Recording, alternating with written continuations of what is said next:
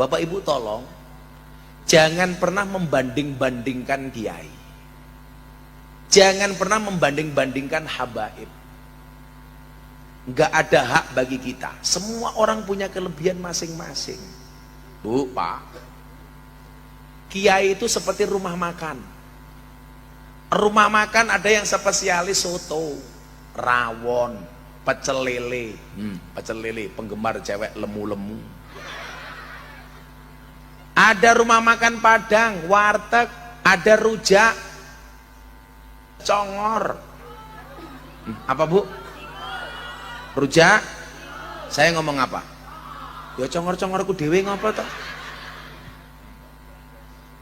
Masing-masing.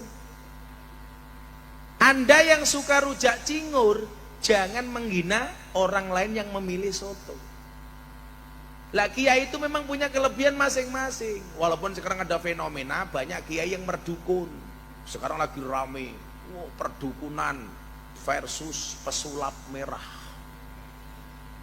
Saya bilang, kiai itu modelnya ada 5.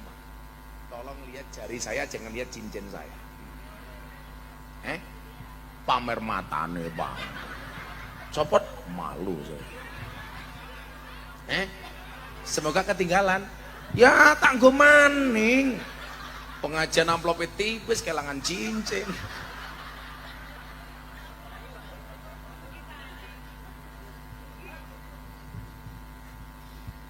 Kiai itu ada kiai tutur, kiai catur, kiai sembur, kiai nganggur, kiai ngawur.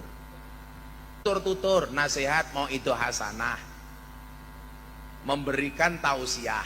Wis model-modelnya kaya Gus Miftah. Ini tutur, menasehati, ngalem matamu. Cangkeme bosok temen ya.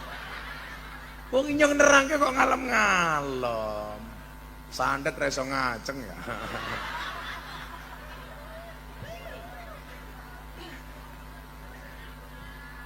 Dukunan.